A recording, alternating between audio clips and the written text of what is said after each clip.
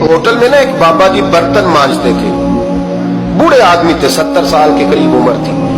उनका एक बेटा था, एक बहू थी, एक पोता था, लेकिन वो बेचारे बेटा बीमार रहता था तो लिहाजा वो खुद मजदूरी करते थे। कहते हैं एक दिन वो बाबा जी मेरे पास आए, कहने लगे मेम साहब 2-4 दिन की छुट्टी चाहिए। तो मैंने कहा खैरियत है? कहने लगे मैडम मेरा बेटा फौत हो गया। बेटा, आपको पता है बाप का जनाजा पढ़ना आसान है, बेटे का जनाजा उठाना बड़ा मुश्किल काम है। कहती है मैं कुछ लिख रही थी, मेरे हाथ से कलम गिर गया, मैंने खुद गाड़ी भेजी, बाबा जी गांव चले गए जहां वो रहते थे। कहती 2-3 दिन के बाद मैं और मेरा शौहर गए तो रास्ते में हम बातें कर रहे थे कि क्या ताज़ियत करेंगे। एक ही बेटा था, कोई रिश्तेदार भी नहीं, तो उसकी तो कायनात उजड़ गई, किन लफ्जों से उसे ताज़ियत क्या कहेंगे। कहते जब हम गए तो वो टूटी हुई चटाई पे बैठा था, कुछ लोग करीब थे, हमने जाके कहा बाबा आप मुसलमान हैं, हम आपको क्या नसीहत करें, एक ही बेटा था, कि किस तरह करके हम आपको तसल्ली दें। तो कहते उसने आंखें खोली, बूढ़ी आंखों में ईमान की रोशनी।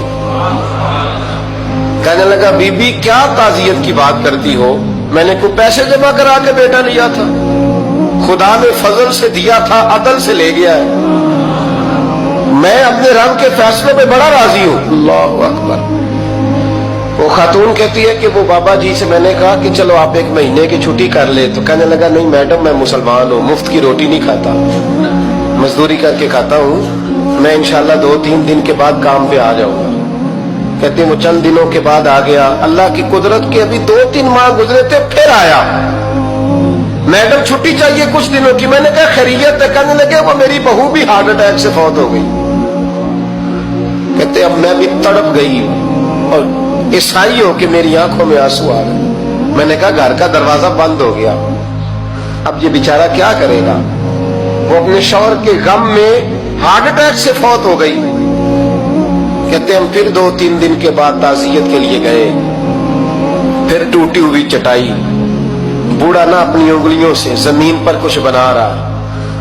कहती करीब गई और मैंने जाके कहा बाबा अब तो तसल्ली आपने खुद ही करनी है, जो निजाम था वो तो हो गया। तो कहते हैं फिर उसने आंखें खोली, आसमान की तरफ देखा तो कहने लगा बेटी कोई परेशानी नहीं, मेरा बेटा बगैर शादी के भी तो फौत हो ही सकता था, बस मेरे मालिक ने जब चाहा जैसे चाह हुआ, मैं इंशाल्लाह 2-4 दिन के बाद काम पे आऊंगा। ये मेरा 3-4-5 साल का पोता है, अभी स्कूल दाखिल हुआ है, मैं साथ ले आऊंगा, वहां मेरे साथ ऊपर क्वार्टर में जहां मैं रहता हूं ये भी रहेगा।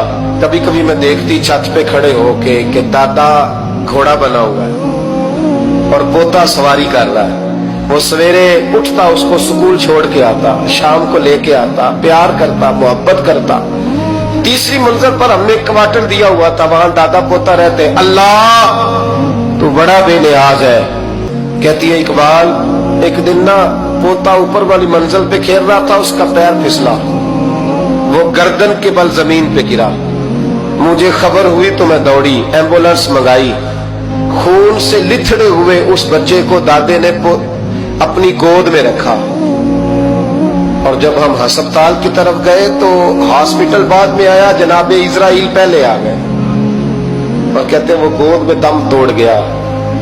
फिर दादे ने उसे अपने हाथों से गुस्ल दिया, फिर उसने अपने बूढ़े हाथों से कब्र खोदी और फिर मिट्टी डाल के कहने लगा इन्ना लिल्लाहि व इन्ना इलैहि राजिऊन। जे सोना ही मेरे दुख विच राजी, जे सोना ही मेरे दुख विच राजी। फिर सुख नु चुल्ले डावा। कहते वो मिट्टी डाली उसने और जब वो वापस पलटा तो मैं बाजू से थाम के होटल करीब लाई और मैंने उसके करीब कहा कि बाबा तू टूट गया है, तू बिखर गया है। तो कहते यूं उसने हाथ रखे और यूं आंसू छटक दिए।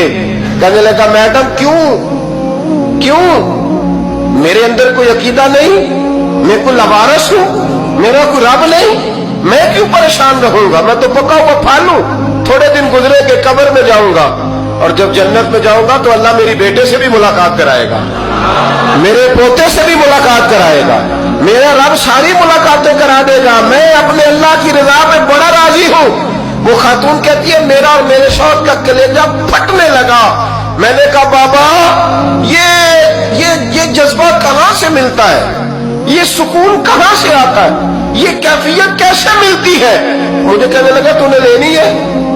میں نے کہا, تو کہنے لگا تو بھی گنبد خضرا والے نبی کا کلمہ پڑھ جا, اللہ تجھے سکون عطا کرے.